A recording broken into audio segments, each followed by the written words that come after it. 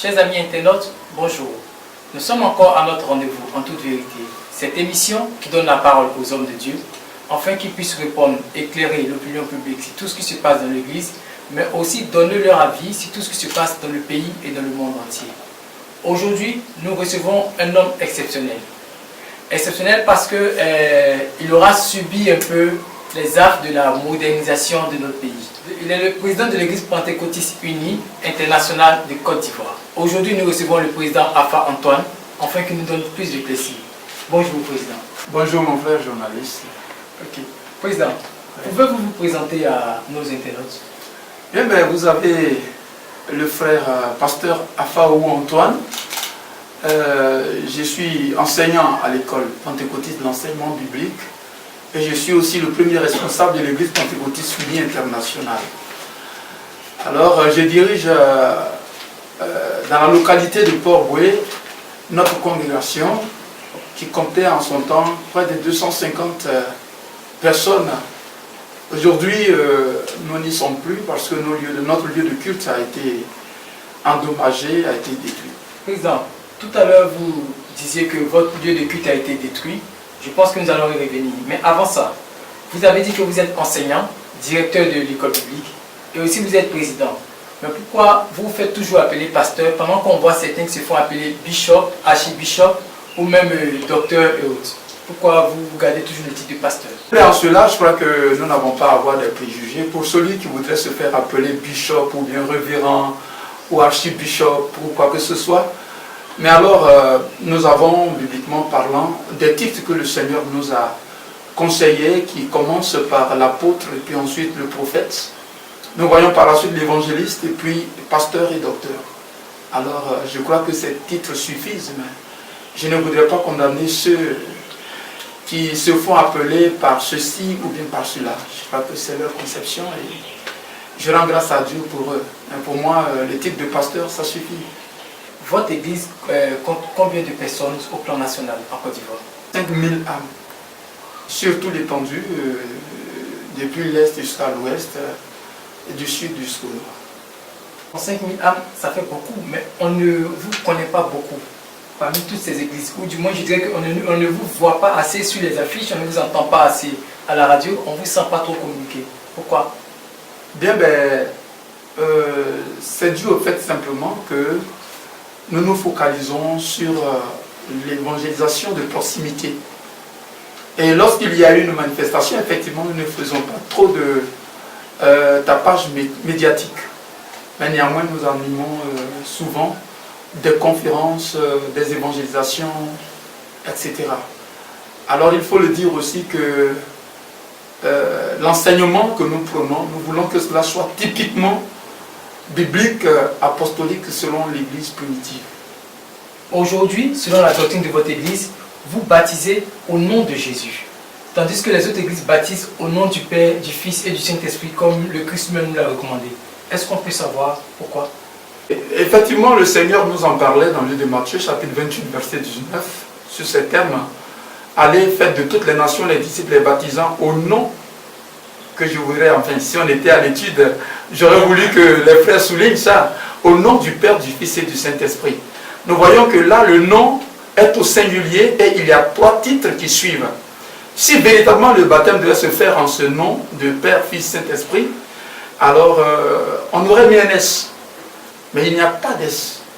Et nous pouvons déjà nous référer dans le livre de Jean, au chapitre 14, verset 12 à 13, qui nous dit « J'ai encore beaucoup de choses à vous dire, mais vous ne pouvez pas les porter maintenant. Lorsque le Saint-Esprit sera venu, il vous conduira dans toute la vérité. » En cela, s'il y a toute la vérité qui doit être prônée par le Saint-Esprit, c'est que le Seigneur disait en certaines choses des mille-vérités à ses disciples. Comme eux-mêmes, ils ne pouvaient pas croire et comprendre que le Seigneur sera ressuscité, vous verrez ainsi un Thomas qui est prêt à voir et à toucher Jésus pour croire qu'il est ressuscité. Donc, il n'y a personne bibliquement qui a été baptisé au nom du Père, du Fils et du Saint-Esprit. Et il n'y a aucune écriture où un seul apôtre est baptisé au nom du Père, du Fils et du Saint-Esprit.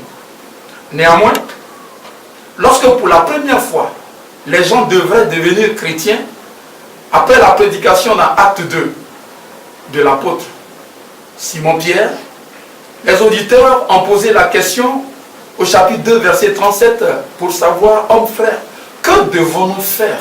En quelque sorte, que devons-nous faire pour devenir chrétiens? Ceux qui étaient des auditeurs directs du Seigneur Jésus, l'un d'entre eux, c'est Simon-Pierre, et c'est lui qui va prendre la parole. Et autour de celui-là, il y a beaucoup de choses à dire. Le Seigneur n'a jamais prononcé le mot église. Lorsqu'il parlera d'église, c'est au chapitre 16 de Matthieu, versets 18 à 19. Et c'est là aussi que nous allons apprendre que ce monsieur va avoir plutôt un surnom. Il s'appelait Simon. Mais lorsque le Seigneur dira, Simon, tu es Pierre, et sur cette pierre, je bâtirai mon église. Et cette église, dans les portes du séjour des morts, ne prévaudront point contre elle.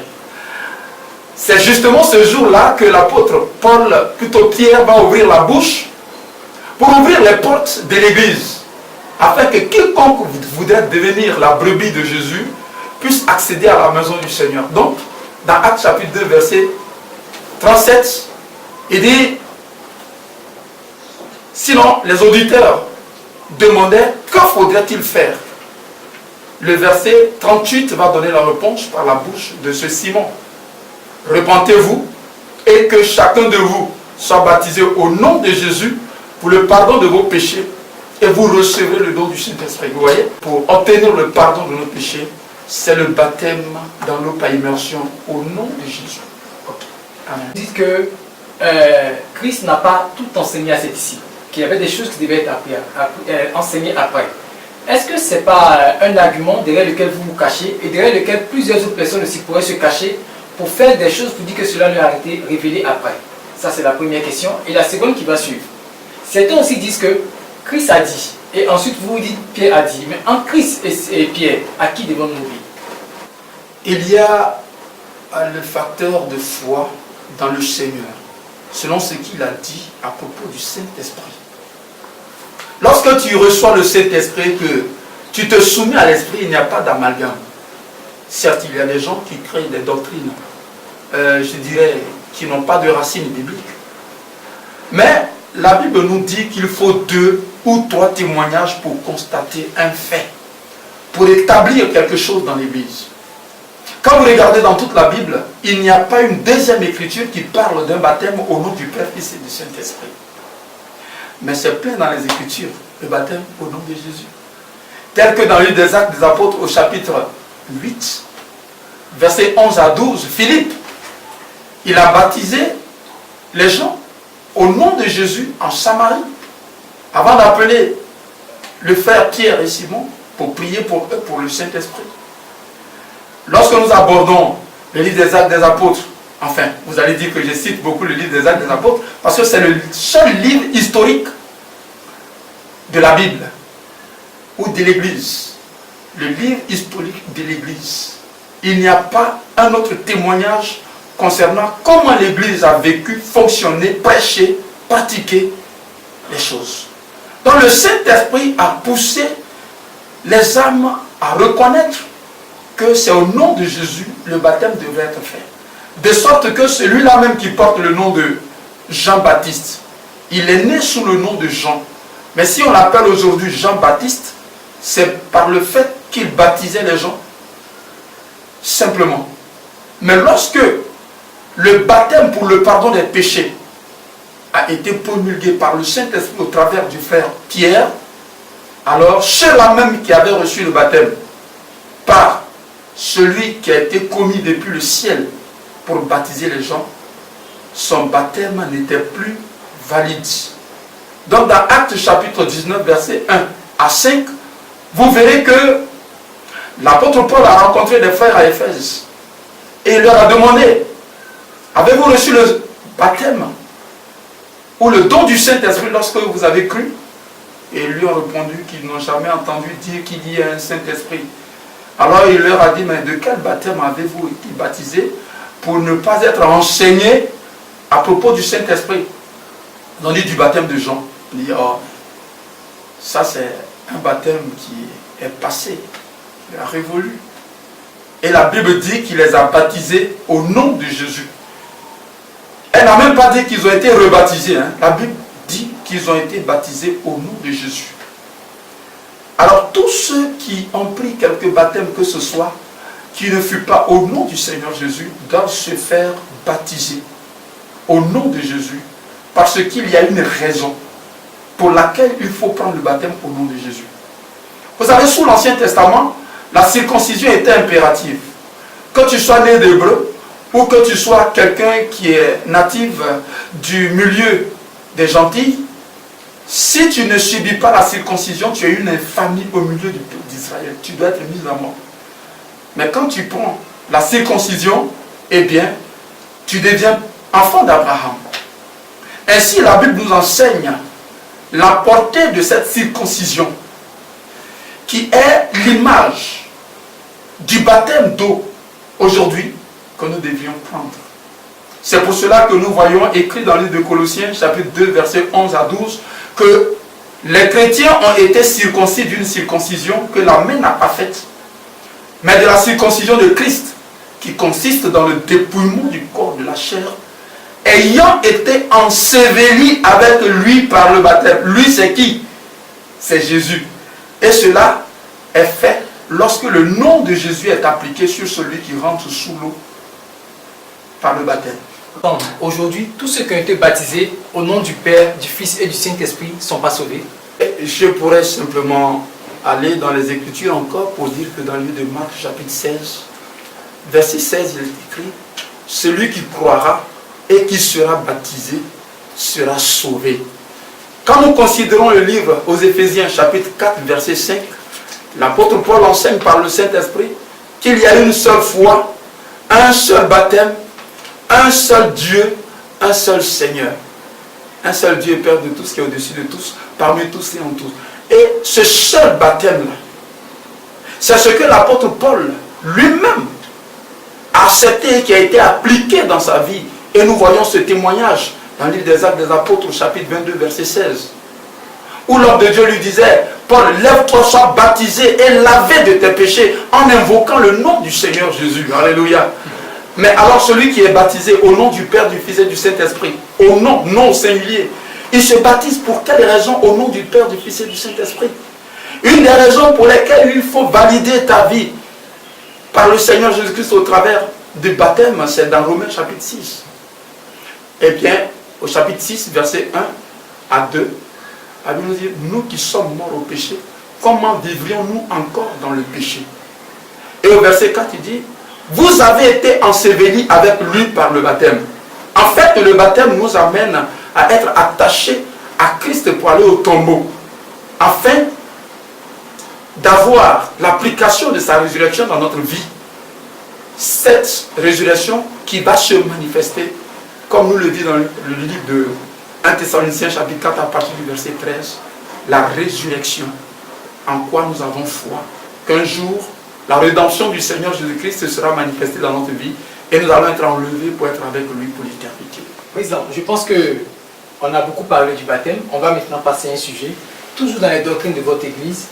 Les filles ne doivent pas porter de pantalons et surtout porter des mèches. Est-ce que vous pouvez aussi nous éclairer dessus? Bien. La Bible nous enseigne de ne pas... que nous sommes dans le monde, mais nous ne sommes pas du monde. Il y a une culture biblique. Certes, cela fait près de 2000 ans que la Bible est écrite, et nous y voyons surtout la culture des Juifs, et puis aussi des Grecs. Mais il y a certaines choses qui sont venues dans notre monde par le fait que les gens pensent à l'émancipation de la femme et surtout à la recherche de la beauté, etc. Cela ne veut pas dire que la chrétienne ne doit pas être belle. Mais lorsque nous considérons les Écritures qui nous demandent d'être habillés décemment, cette culture de pantalon, de culotte des femmes, ce n'est pas même la culture des Européens. Ce sont des choses qui ont commencé, je crois, après 1900. Parce que c'est l'ère, le temps de, je dirais, l'émancipation de la femme. les femmes ont commencé à fumer un peu, à porter les pantalons pour eh bien, ressembler aussi, pour être l'égal de l'homme, cette égalité qui aujourd'hui est si élevée que vraiment il n'y a même plus à considérer la différence entre l'homme et la femme. Alors lorsque nous parlons de mèche, je parlerai tout simplement de l'écriture de 1 Timothée chapitre 2, du verset 8 au verset 10. La Bible dit parure, que la femme ne se pare ni de tresses, ni de bijoux, ni de etc. Alors, si c'est quelque chose qui était vraiment utile, qui était nécessaire pour le corps, pour la santé, ou quoi que ce soit, la femme peut se mettre des mèches, elle peut mettre je ne sais quoi encore. Mais si c'est simplement pour paraître, le mot est clair, et qu'on veut obéir au Seigneur, je crois que on doit encourager nos sœurs à ne pas s'attacher à cela, mais à tourner les regards avec le Seigneur, marcher comme le Seigneur nous le dit, sortez pour aller avec lui hors du camp pour porter son opprobre. Le livre de Hébreux chapitre 12, je crois vers les versets 11, non, ça doit être vers les versets 16 et 17. Donc c'est une honte que les gens considèrent, mais la Bible nous enseigne aussi, dans Galates chapitre 1 verset 27, que Christ en vous, l'espérance de la gloire. Nous espérons, nous croyons, nous avons un projet en regardant les promesses du Seigneur Jésus-Christ et notre gloire arrive. Ok. On va passer au deuxième thème de notre débat. À propos de votre église, l'église de Port-Bouët, vous disiez tout à l'heure que cette église a été détruite. Est-ce que vous pouvez nous donner des précisions sur ce qui s'est passé réellement? Bien, mais en effet, il y a eu un certain moment où la nouvelle circulait que les maisons qui sont à proximité de l'autoroute qui va vers Bassam, ces maisons devaient être détruites pour aménager le littoral. Il y a le bureau national, comment est-ce que ça s'appelle? Je dirais Bennett, voilà, Bennett. Ils sont passés, ils ont enregistré, ils ont fait tout ce qu'il fallait faire. Et ils nous ont convoqués pour nous instruire qu'il y a des psychologues qui passeront pour nous parler. Et il sera recensé sur le terrain tout ce qui est verger. Et puis ensuite, nous serons informés de la date de démolition des lieux. Mais avant ça, nous serons relogés, nous serons dédommagés. On a attribué un numéro à chacun et tout bon, mais on attendait. Et puis un matin, nous avons reçu une convocation où nous devions nous rendre à la direction du domaine urbain qui est situé en allant de Port-Bouët au premier carrefour où se trouve le feu. Lorsque tu vas vers la gauche, il y a un service là où il y avait l'ancien Oser. Alors donc on s'est rendu là-bas et la dame qui est la directrice nous a informé que d'ici peu, les lieux seront détruits et que ceux qui n'ont pas de papier, ceux qui n'ont pas de documents qui leur permettent d'être sur les lieux, qu'ils enlèvent ce qu'ils peuvent sauver. Alors, ceux qui ont des documents, qui les apportent pour preuve. Et pour eux, alors quelque chose sera fait. Donc, nous avions notre titre foncier, nous avons notre permis de construire, et tout de suite, j'ai fait les documents que j'ai remis à la dame. Alors, on était là, on attendait que le Bennett passe, on attendait que les psychologues passent, on attendait tout ce qui devait être fait. Eh bien, un soir, vers 14 h, les tracteurs se sont arrêtés vers la rue et deux messieurs rentrent dans la cour pour nous annoncer qu'ils sont venus pour détruire les lieux.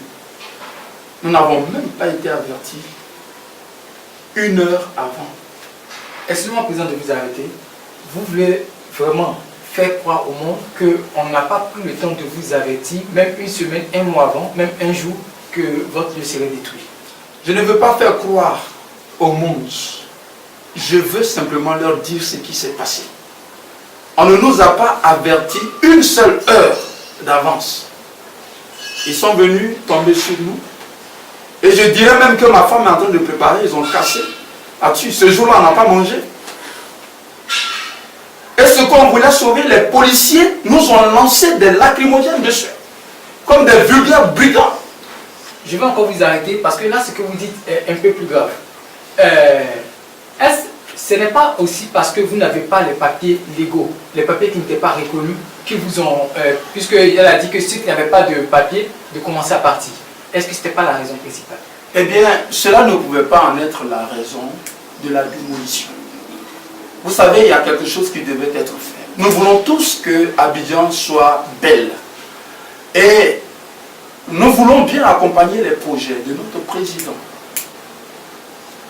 Mais seulement, les choses ne sont pas été faites. Peut-être qu'il n'est pas au courant. Mais je vous dis sérieusement que les gens ont posé des actes. Eh bien, je ne voudrais pas qualifier cela parce que l'on peut me traiter de quelque chose que je ne pense pas. Mais nous avons tous les papiers, par exemple ce document. Hein? Il y a le titre foncier. Okay. Ce document-là porte le numéro du titre foncier et du permis de construire qui nous a été livré par le ministère de la Construction et de l'Urbanisme. Donc nous sommes dans tous nos droits d'habiter sur ces lieux. Mais on nous a brutalisés, on nous a chassés, on nous a mis dehors comme des rats qui sont dans des trous qu'il faut chasser quand on veut. Alors on nous a jetés dehors, nos choses sont parties. Lorsqu'on a voulu sauver certaines choses du temple, comme je le disais, la police nous jetait des lacrymogènes dessus. Or, on n'usait pas de violence. Ces militaires et ces policiers. Seulement que dans les premières heures, je ne m'en revenais pas. Parce que détruire la maison d'une personne et le temple où on prie Dieu, c'est tuer cette personne. Alors, j'ai eu certains propos, oui, j'ai eu certains propos. Mais en vérité, nous avons tous nos droits.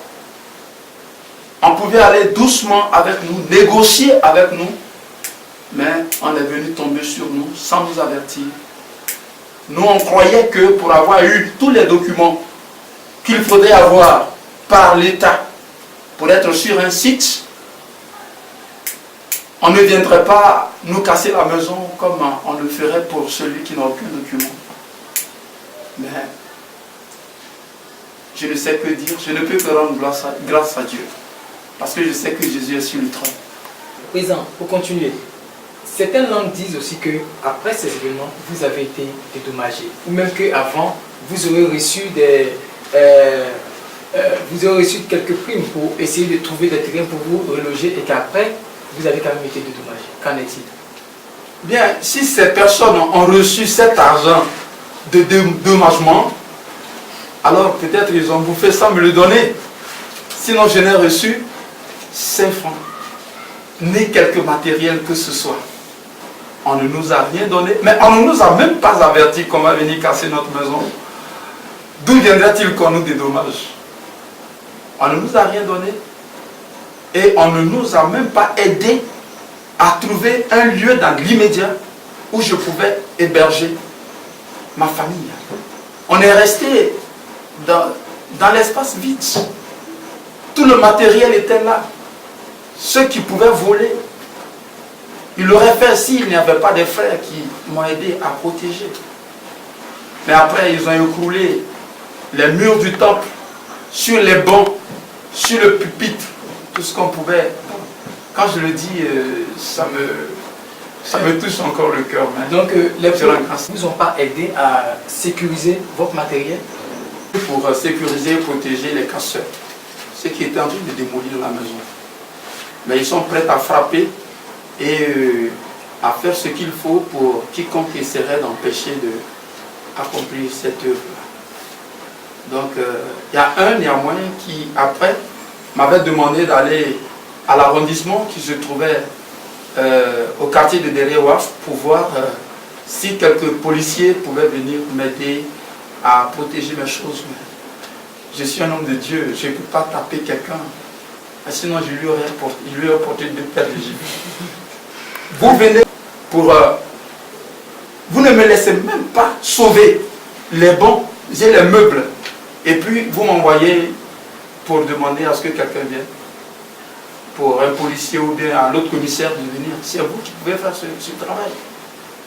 Donc, ils n'ont pas cherché à m'aider de quelque manière que ce soit. Tout simplement, ma famille et moi, on est jetés dehors.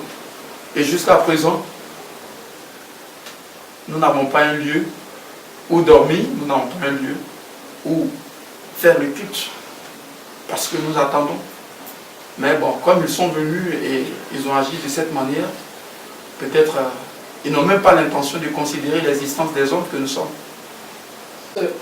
Votre église est détruite. Est-ce à dire que l'assemblée de Port-Boué n'existe plus? La Bible dit que les portes du séjour des morts ne prévaudront point contre elle, c'est-à-dire contre son église. L'église existe. Les frères disposent leur maison, même quelquefois si c'est une chambre. Ceux qui sont à proximité de cette demeure, on se réunit pour prier. Et quelquefois, quand les moyens nous le permettent, nous louons des bâches. Il y a des églises sœurs qui nous apportent de l'aide. Et nous louons l'espace. Avec des bâches et des chaises, nous faisons le culte.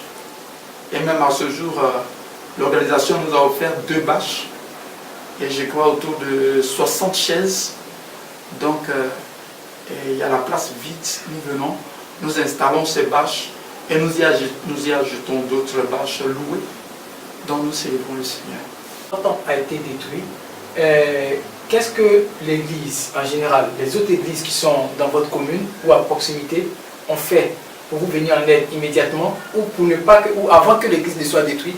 Qu'est-ce que ces églises-là ont fait pour vous soutenir dans votre action pour lutter pour que cette église ne soit pas détruite? Dit que nous n'avons pas été avertis même 1 heure d'avance.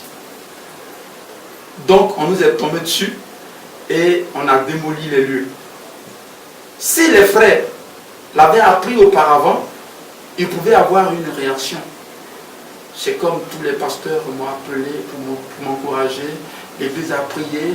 D'autres même ont proposé d'apporter des moyens, de l'argent pour qu'on puisse trouver la location d'un lieu, d'une maison pour prier le Seigneur.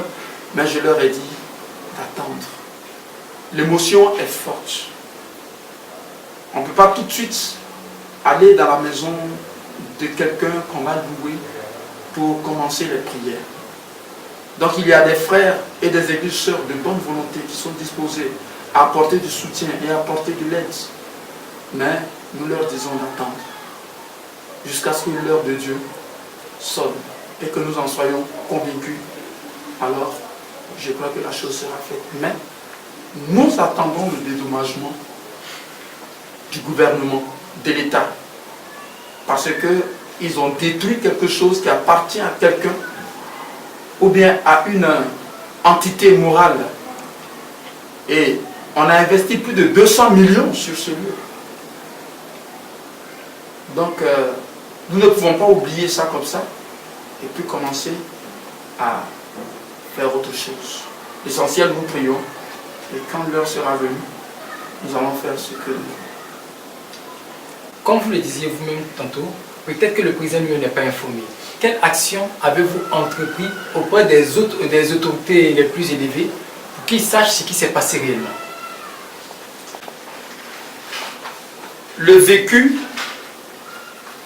fait que je ne pouvais pas aller devant ces autorités de peur de faire sortir quelques mots, bien d'avoir une réaction qui n'est pas compatible à un ministre de Christ. Donc, j'ai engagé une structure d'ONG qui est en train de faire les démarches pour moi. Et jusqu'à ce jour, il n'y a rien de probant qui en est issu.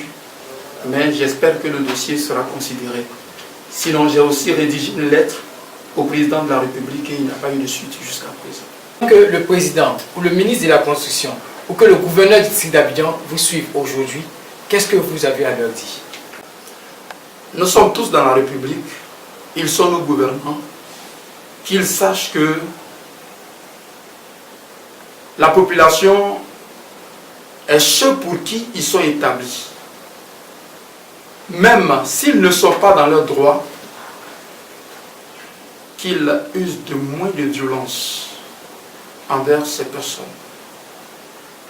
Alors, si moi qui ai tous les documents et les papiers, je suis sur un site, j'ai subi de cette manière l'injustice et que je suis jeté à la rue, que serait celui qui n'a pas de documents? Si le bois vert n'a pas pu résister au feu, comment le bois sec en résisterait?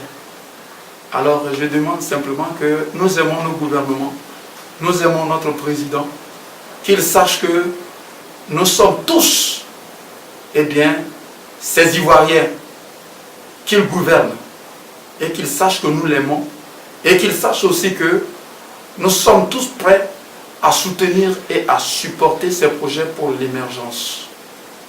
Alors, qu'il regarde par la fenêtre ce que font ceux qui sont envoyés pour traiter et travailler sur le terrain, afin que s'il y a de l'injustice, il le repart aussi rapidement que possible, pour que tout le monde se sente dans son pays et reconnaisse la paix qui a toujours été le chant de notre cher président, Félix Houphouët-Boigny, qui n'est plus aujourd'hui. Le dernier volet de notre interview, c'est sur un grand événement que vous préparez, qui est la convention de l'Église pentecôtiste unie de Côte d'Ivoire. Ce que nous voudrons savoir, d'abord, pourquoi une convention? Eh bien, une convention, il y a le terme convention ou conventionnel, c'est-à-dire un principe autour duquel tout le monde s'entend.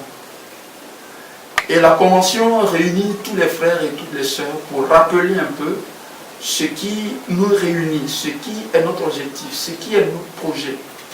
Alors c'est dans ce cadre-là que nous réunissons les frères et sœurs, nous les avons appelés pour qu'ensemble nous louons, nous glorifions le Seigneur Jésus, nous le bénissons et nous prenions encore acte et nous nous rappelions de ce qui fait notre union. Voilà le sens de la convention. Au travers du thème de votre convention, quel objectif vous voulez atteindre?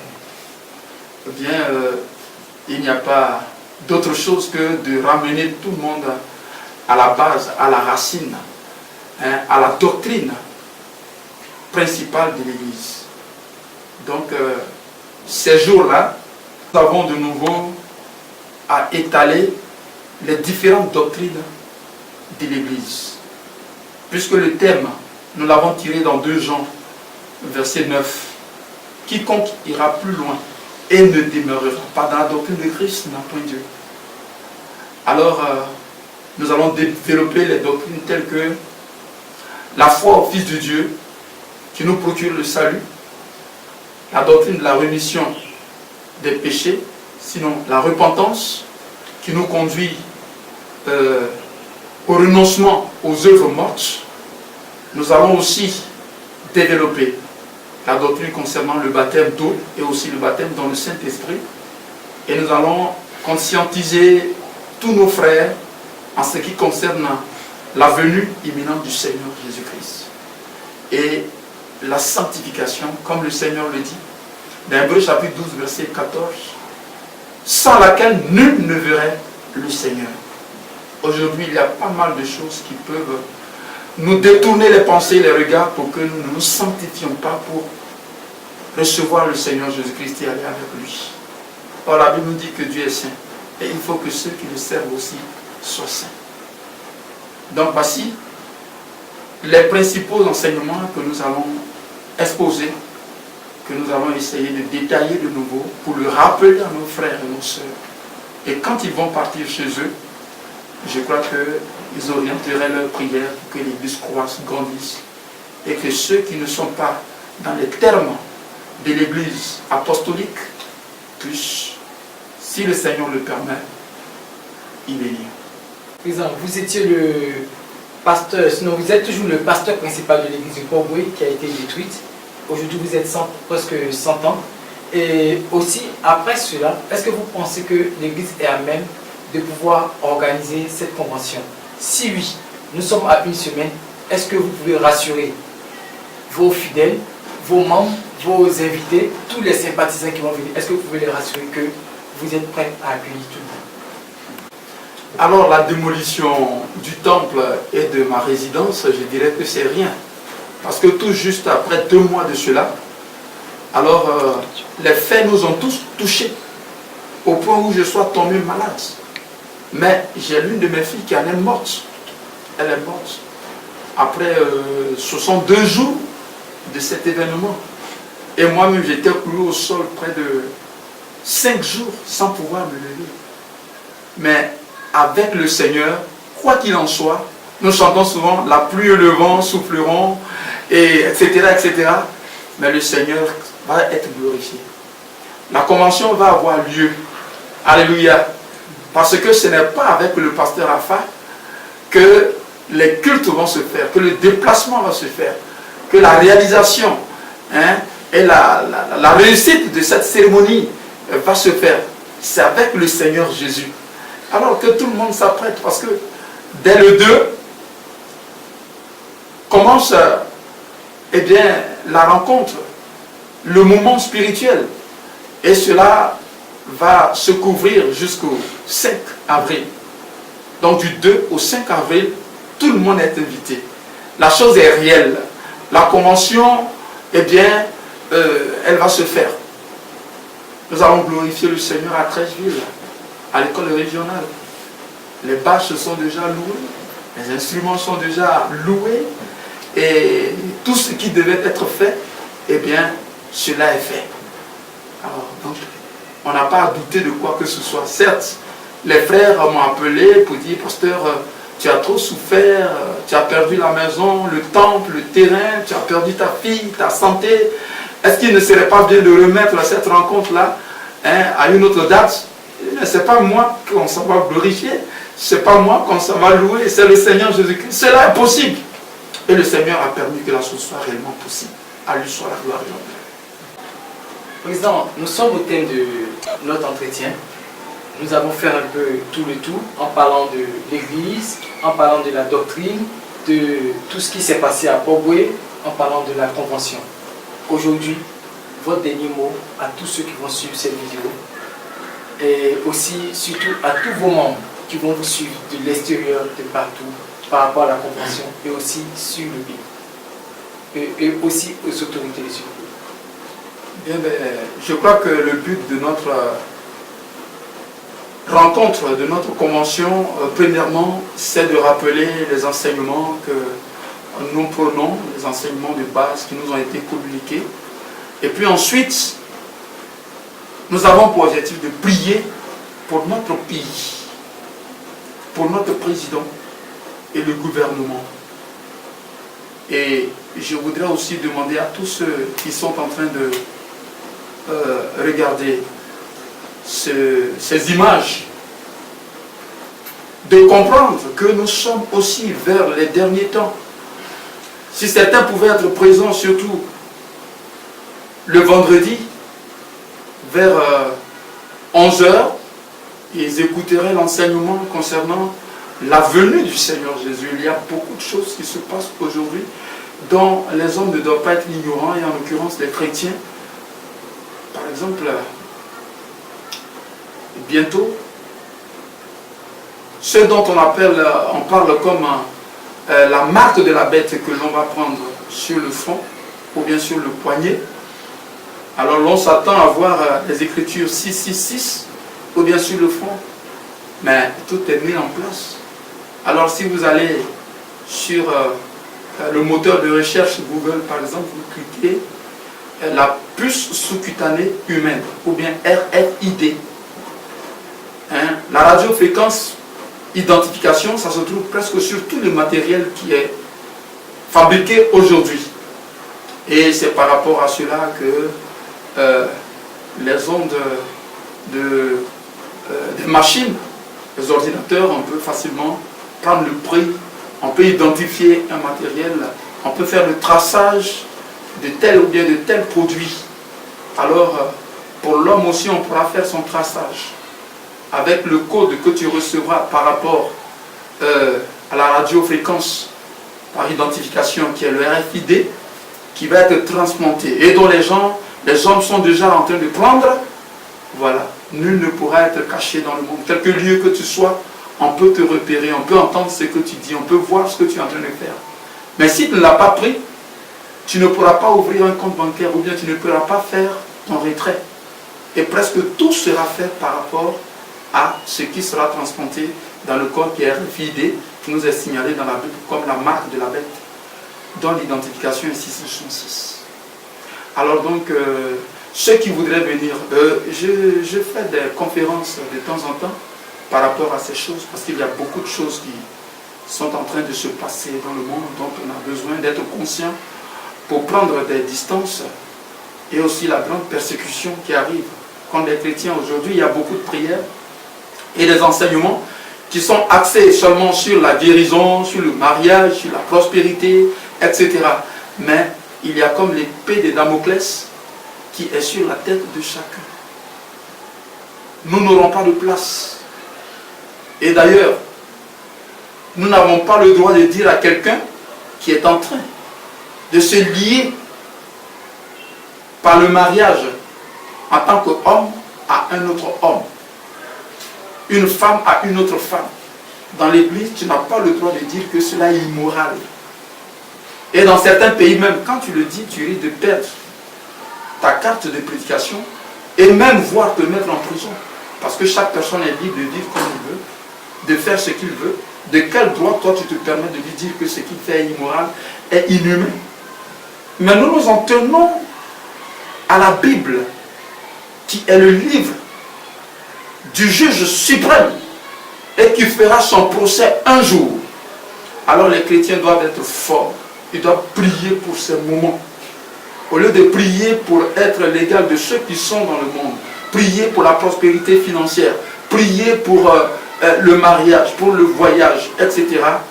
Prier pour être fort. Il faut prier pour être à point pour que lorsque ce moment sera venu, et même qu'on nous coupe la tête et qu'on nous tue, comme le Seigneur a dit, hein, n'ayez pas peur de ceux qui peuvent tuer le corps, mais qui n'ont aucun pouvoir sur l'âme, mais craignez plutôt celui qui a le pouvoir de tuer et l'âme et le corps. Quand les chrétiens doivent s'apprêter à cela. Nous sommes dans ces moments. Alors donc, j'invite tout le monde à tourner les regards vers Dieu, et ceux qui peuvent venir à l'école régionale de Tréjus, qu'ils y viennent, afin qu'ensemble nous bénissons le Seigneur. Nous prions pour le pays, nous prions pour nos autorités, et nous voyons ce que le Seigneur nous dit de faire pour être membre de la patrie céleste. Que le nom du Seigneur soit béni.